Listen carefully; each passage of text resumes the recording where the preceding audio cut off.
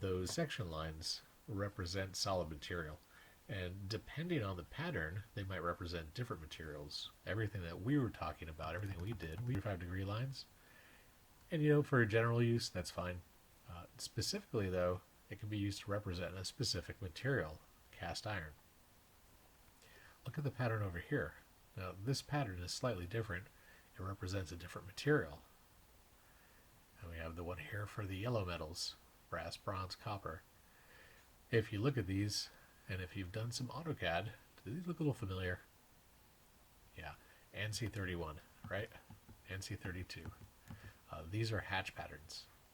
The idea is AutoCAD can draw these for you automatically, saving you tons of time compared to what we're going to do with the hand drawing.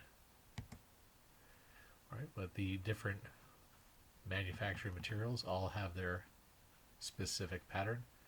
The white metals have cross hatching like this, and even architectural materials like concrete.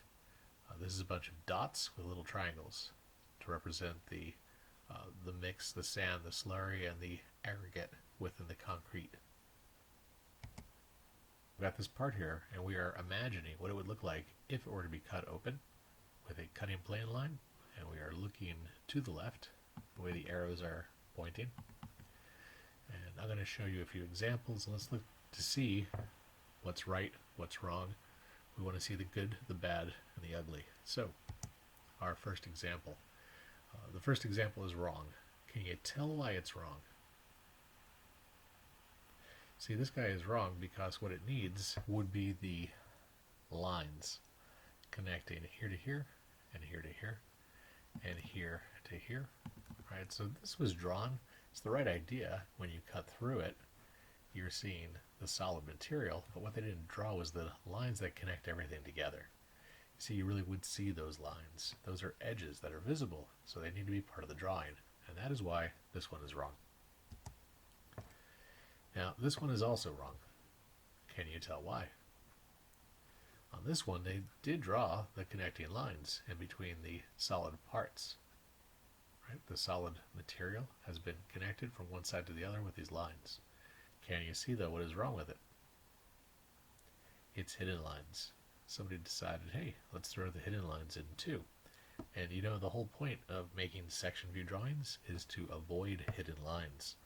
So I won't say never, but 99.99% of the time, you're not going to see hidden lines on a section view drawing. You shouldn't see them.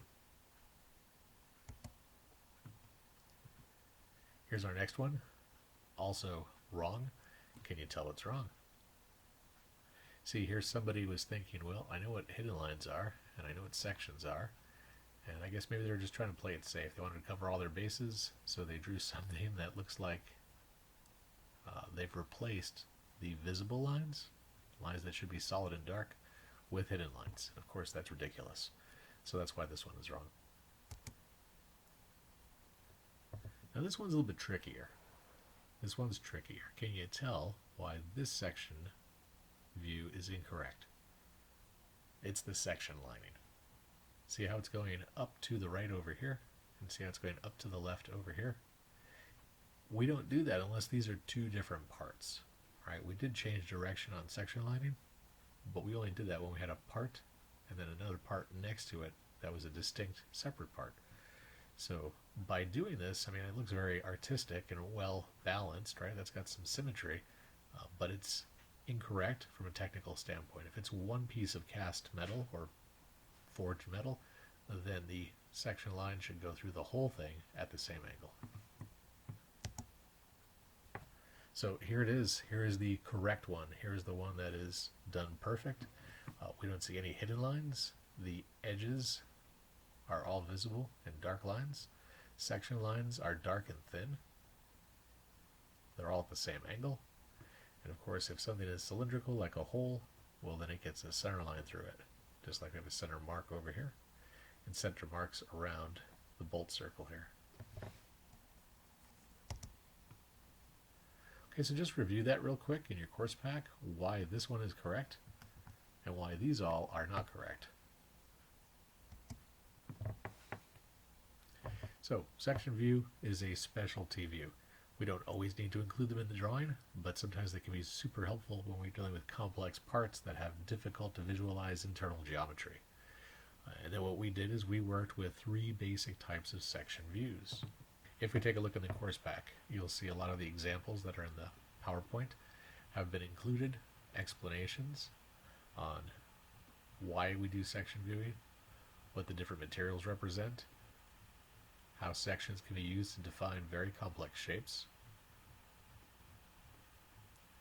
And then we have mechanical examples of the 3 sections that we need to be aware of and be able to work with. We have the full section for our first example, the part here, front view, top view, isometric. A cutting plane line has been added to the top view, and the front view has been drawn as a full section, right? And why do we call it a full section? Well, it's been fully cut through, and the entire view that's been sectioned is in section. There's a little hole in the back here. You can see the tunnel for the hole up here. We're viewing it in that direction, so that is why we see the hole back here. There's a edge right here. There are edges over here that define the edge of the hole, because if you pick this piece of material up, you could run your fingers over that and feel it.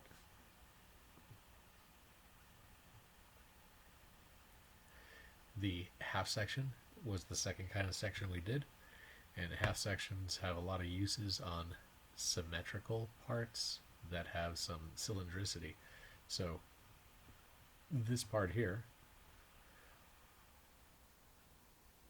has a center axis. If I were to draw it as a full section, whatever I drew up here, I would just draw mirror image down here. There's nothing wrong with that, but in this case what I'm able to do is I'm able to show half of the view in section. The other half just shows what's on the outside. So I get an exterior, regular, normal right side view. And what you're doing is you're getting a twofer, right? You're getting more bang for your buck. You're making one drawing and getting to see 2 things instead of making 2 separate drawings to show those 2 separate things. We see that the cutting plane goes into the part, stops at the center point, bends at 90 degrees, and then comes out and bends again into the original direction. The arrow says look this way.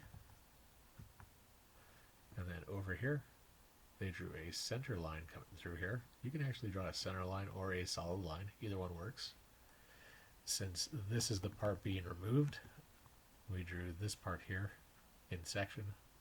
Since nothing happened down here and that's left behind, we draw this part down here. Just what we see from the outside. No cutting, no sectioning has taken place on the bottom part here. Third kind of section we're looking at is this offset section. So an offset section is ideal when we're talking about making one drawing that shows multiple things that are not in a straight line. So there's a hole here, and a slot here, and a freaky counterboard hole here, and another simple hole here. Well, instead of making 1, 2, 3 different section view drawings, we can make one single section view drawing. The cutting plane offsets or bends through the different features. And then what we have here is a view that shows it passing through the first hole, up through the slot, through the next counterbore hole, and then lastly through that simple hole. Again, the caution with these, I gave you the little picture here as a model to help you just understand and realize that we are not really cutting this thing open, right? We are not really going to bust out a saw and saw through this. And I say that because this corner here doesn't create a line down here, or it shouldn't. This corner here shouldn't create a line over here. This corner here, see, it shouldn't create a line down there. Fact is, there's no cutting taking place, so there are no edges that show up. this section view. Here's our good, bad, and ugly description of that part.